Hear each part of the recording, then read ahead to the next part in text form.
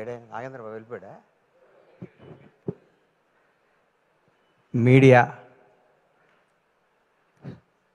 Media మిత్రులంటే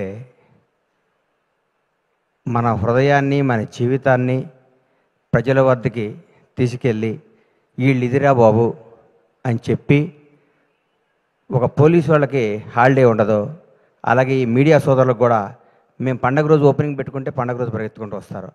మా ఇంట్లో ఏ రోజు మంచి రోజు అయితే మీకు అదే రోజు మంచి రోజు అని కెమెరాలు వేసుకొని పెన్ వేసుకొని పరిగెత్తుకుంటూ వచ్చి మా న్యూస్ని కొన్ని కోట్ల మందికి చేరవేసే, మా ఒక మంచిని చెడుని అందరికీ చేరవేసే మీడియా సోదరులు అందరికీ నా హృదయపూర్వక పాదాభివందనాలు. మీరు లేనిది ఎవ్వరూ లేరు. మిమ్మల్ని ఇసుక్కున్న అవన్నీ అబద్ధాలు. ఒక ఉదాహరణ నేను చెప్తా.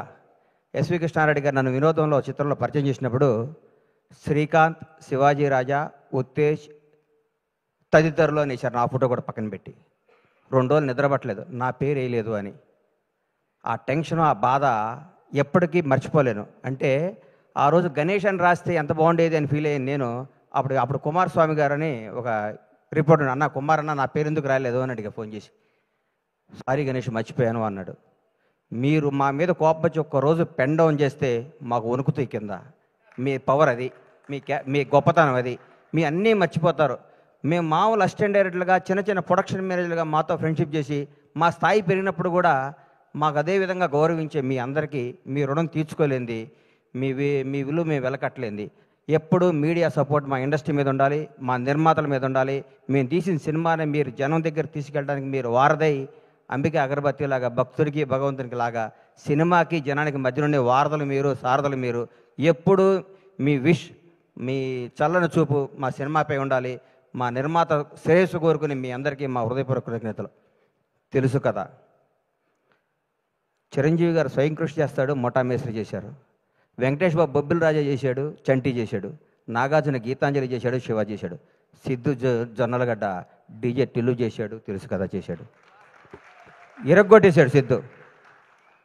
జోష్ సినిమాలో ఏ అడ్రస్సు లేకుండా, ఏ కేరఫ్ లేకుండా, ఏ బ్యాక్గ్రౌండ్ లేకుండా, ముందు ఎవడో వెనకెవడో లేకుండా నేను నటుడిని అవుదామని ఇండస్ట్రీకి వచ్చి జోష్ సినిమాలో చిన్న వేషం కోసం తప్పించి సిద్ధు ఈ సినిమా తర్వాత నేను చెప్తున్నాను, డైరెక్ట్గా రవితేజకి ఆల్టర్నేటివ్ ఎవరా అనుకున్నాను. రవితేజకి ఆల్టర్నేటివ్ అవుతావు సిద్ధును. నిజంగా చెప్తున్నాను. నువ్వు రాబోయే 20 ఏళ్ళు నువ్వు ఇదే క్యారెక్టరైజేషన్తో ముందుకు వెళ్ళిపోతావు. ఈ మధ్య కుర్రాళ్ళ నిన్ను కానీ, తేజ సజ్జాను కానీ మిమ్మల్ని అందరూ చూస్తుంటే ముచ్చటేస్తుంది. కొత్త జనరేషన్ అదిరిపోద్దురా ఈసారి. ఈ కుర్రాళ్ళందరూ 20 ఏళ్ళు, 2 దశాబ్దాల పాటు మీరు ఇండస్ట్రీని అద్భుతమైన సినిమాలు ఇవ్వడానికి పుట్టిన స్టార్ కిడ్స్ మీరు అందరూ. మీ అందరిని చూస్తుంటే ముచ్చటేస్తుంది. నువ్వు ఎన్నుకున్న కథ. నేనైతే నిర్మాతగా ఈ సినిమా నేను తీయను. హ్యాట్స్ ఆఫ్ టు విశ్వ గారు. దమ్ము కావాలి సినిమా తీయడానికి. నీరజ ఈ అమ్మాయి ఫస్ట్, ఎందుకంటే కోనాగారి చెల్లి అయితే నాకు చెల్లెలే. ఎందుకంటే నా భాషా సినిమాలో నా అమ్మాయి ఇండస్ట్రీకి రావడం జరిగింది. ఆ సినిమా నేను నిర్మాతని. ఆ సినిమా వస్తే కోనాగారిని అడిగా, ఏంటి కోనగారు అంటే, మా చెల్లెలు అన్న అమెరికా నుంచి వచ్చింది. ఈ అమ్మకు వీళ్ళ నాన్న వీళ్ళ ఫ్యామిలీ ఏంది, ఈ అమ్మాయి ఇండస్ట్రీలో ఏంటనుకున్నా. ఆ అమ్మాయికి ఉన్న ఫ్యాషను, ఆ అమ్మాయికి ఉన్న టేస్ట్, ఆ రోజుల్లోనే ఆతృత, తపన, ఈ డ్రెస్ అయితే బాగుంటుంది. ఒక 10 రోజుల్లోనే కాజల్కి బెస్ట్ బడ్డీ అయిపోయింది. కట్ చేసి ఇండస్ట్రీ హీరోయిన్లు అందరూ ఈ అమ్మాయి చుట్టూ తిరిగారు. ఆ అమ్మాయి ఎంత మేధావో, ఎంత ముదురో అప్పుడే చూసుకున్నా. అందరినీ తన వాళ్ళని చేసుకొని లౌకికంగా. ఆ అమ్మాయి ఫ్యామిలీ బ్యాక్గ్రౌండ్ వాళ్ళది ఎంత పెద్ద ఫ్యామిలీ, ఎంత పెద్ద కథ. ఆ అమ్మాయి గోల్డ్ స్పూన్లో పుట్టి కూడా తన అందరిలో డౌన్ టు ఎర్త్ ఉండి, అందరినీ ఆలోచించుకుంటూ, అందరినీ కలుస్తూ, ఆప్యాయంగా ముందుకెళ్ళిపోతూ ఒక డైరెక్టర్ అవ్వటం అంటే మాటలు కాదు ఈ రోజుల్లో. హ్యాట్స్ ఆఫ్ నీరు. నిజంగా రియల్ నిన్ను చూస్తే చాలా గర్వపడ్డా. నేను నిజంగా చాలా గర్వపడ్డా. సిద్ధు జొన్నలగడ్డ గురించి చెప్తున్నా. సిద్ధు, నువ్వు రూల్ చేస్తావు ఇండస్ట్రీని. నిజంగా చెప్తున్నా. నువ్వు ఎన్నుకున్న డైలాగ్ డీజేటీలు, ఇప్పుడు కోనా గారు చెప్పారు కదా, నేను కూడా నువ్వు వన్ డే వండర్ అనుకున్నా. బై గాడ్ చెప్తున్నా. ఈ అబ్బాయి మామూలుగా ఆ సినిమా కొట్టాడురా, అన్నిటికీ ఏం తమాషానా, ఏం డాడీ అక్కడేళ్ళు ఇక్కడేళ్ళు అంటాడు, ఇది అయిపోద్దురా, ఇది బోరు కొట్టేస్తారు అనుకున్నా. ఒక్కసారి ఒక ఫేస్ టర్న్ ఇచ్చావు కదా, ఈ కొత్త షేడ్ చూసావు కదా, నువ్వు యాక్టర్, నువ్వు real actor, great actor, wonderful actor. నీకు అద్భుతమైన ఫ్యూచర్ ఉంది సిద్ధు. నువ్వు చేసే ప్రతి నిర్ణయం, నువ్వు చేసే అన్నపూర్ణం సీన్ చాలండి ఈ సినిమాలో. ఇరగొట్టేసింది. కొన్ని టర్న్లు అవుతుంటే నాకు అర్థం కాలేదు. ఏమ్మా ఇదేంద్రా ఈ సినిమా, ఏం చెప్దాం అనుకుంటున్నాడు ఈ సినిమాలో అనుకున్నాను. నాకు సినిమా తర్వాత ఇప్పుడు నేను వస్తుంటే నా వైఫ్ ఎక్కడికి వెళ్తున్నావు అంది.